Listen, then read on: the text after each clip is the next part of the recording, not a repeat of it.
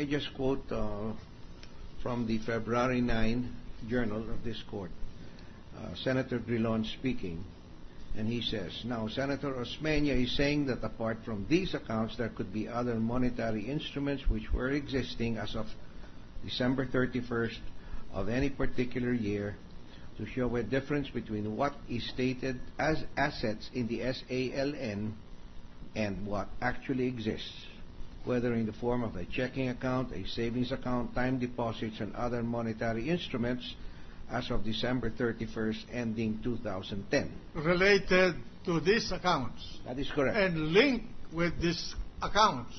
That is correct. Or flowing out of these accounts. That's right, Mr. President. So, on that basis, Ms. Dizon, did you bring with you the requested or the subpoenaed documents? The only documents that I have with me, Your Honor, aside from the ending balance or the previous years, the 2005 and 2000 up to 2010 that were submitted last Thursday, I have with me the bank statement showing the balances of accounts as of December 2002, 2003, 2004, and 2011. All right. So, any related time deposits? There is none, Your Honor. None exists. None exists, Your Honor. Certificates of deposits? There is none, Your Honor. Settlement accounts? There is none, Your Honor. Investment management and trust accounts? There is none, Your Honor. Unit investment trust funds? There is none, Your Honor. Mutual funds? There is none, Your Honor. So I was wondering, why is the defense so hepped up about this kung wala naman? Yeah. Anyway, I thank... I thought you are questioning the witness, not Justice Kemp. No, I was questioning Senator Drilon. I was Senator Drilon. I'm sorry. You were wondering why there was... Let us avoid these things. Anyway, the witness has answered. Yes. There are no allied accounts, allied documents, whether time deposit, money placements, or what mutual funds, investments, or whatever, linked to that flowing and linked to that from and linked to that account. So that's the answer. Already. Thank you, Mr. President. May we just ask her to submit that list and for the committee secretary to take it in as evidence for the court. The request is granted. Thank you, Mr. President. The witness will take it. I have no more questions of this witness, and we shall await her return tomorrow for the request of Senator Judge. Okay. Trial suspended for 1 long minute. Your floor, leader. Mr. President, may we ask the prosecution if they have another witness?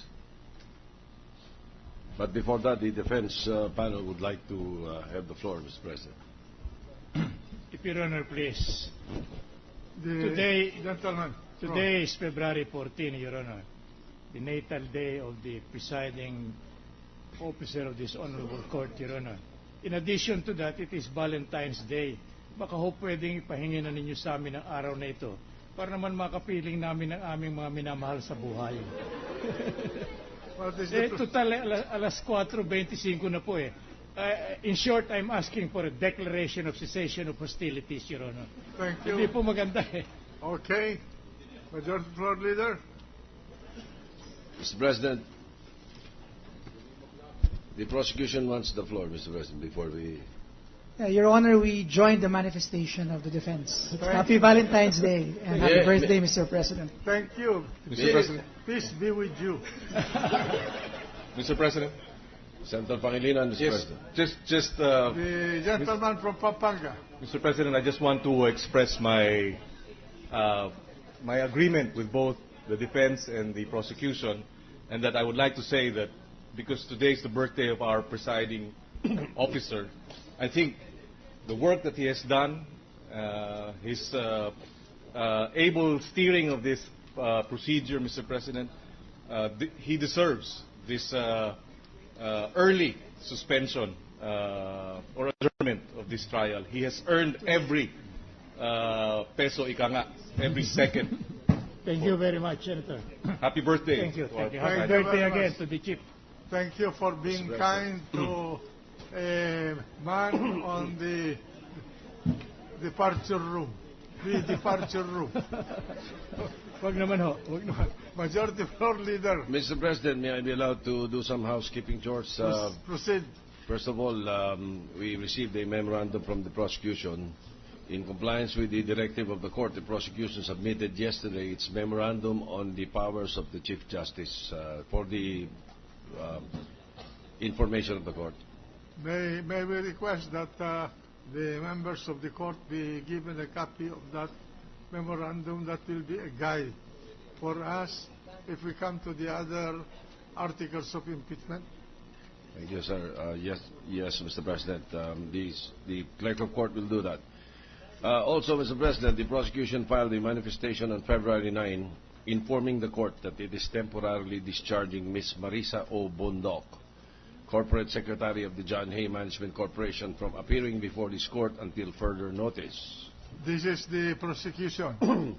Yes, Mr. President. Will the prosecution bring this witness back to the court, or are you permanently discharging her?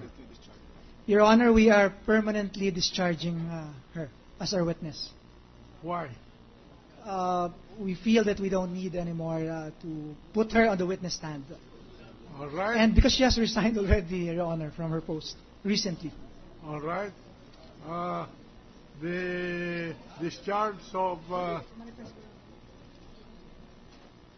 what's the name of the Marisa Bondoc, Bondoc. Your Honor. the manifestation of the prosecution to discharge permanently from this trial Miss Marisa Bondoc as a witness for the prosecution is hereby granted. Mr. President, in compliance with the subpoena duces tecum issued by the court, Mr. Noli D. Hernandez, Senior Vice President for Marketing of Megaworld Corporation, submitted on February 8, 2012, his compliance. Annexed to the compliance are 9 documents concerning the Bellagio Golf View residences for the information of the court and the parties, Mr. President.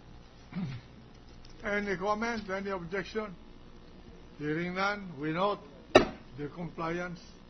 And finally, Mr. President, we are in receipt of a manifestation and motion from the Philippine Airlines dated and received February 9, 2012, requesting that they be given adequate time to collect and collate the documents required to be produced under the subpoena ad testificandum et duces tecum issued to them, and praying that they be granted such period deemed adequate by the court for the production of the said documents.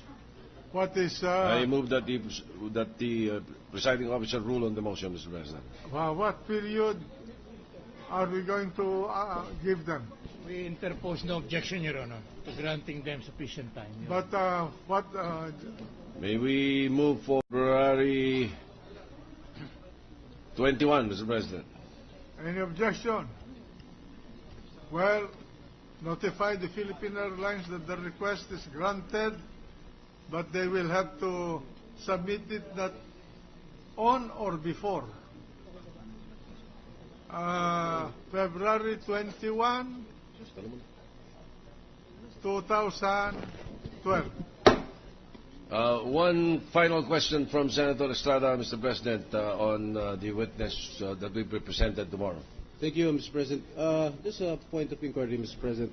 May I know from this court if the bank manager of the PS Bank is coming back tomorrow? Ms. Annabel Chongson. Manager of the PS Bank. Are we talking about the manager? Yes, Mr. President. How about the president? I think they were summoned also, Mr. President, yesterday. Well, They are here. We will instruct the president of the PS Bank and the manager of the PS Katipunan branch to appear Tomorrow.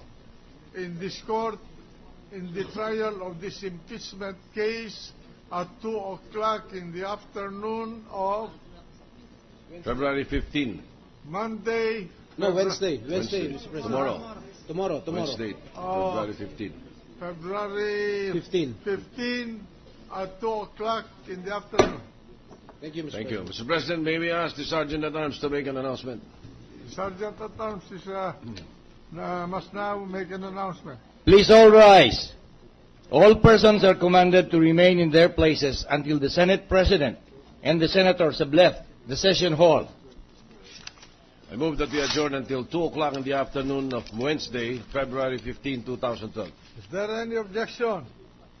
The trial of this impeachment case is hereby adjourned until 2 o'clock of Wednesday, February 15, 2012.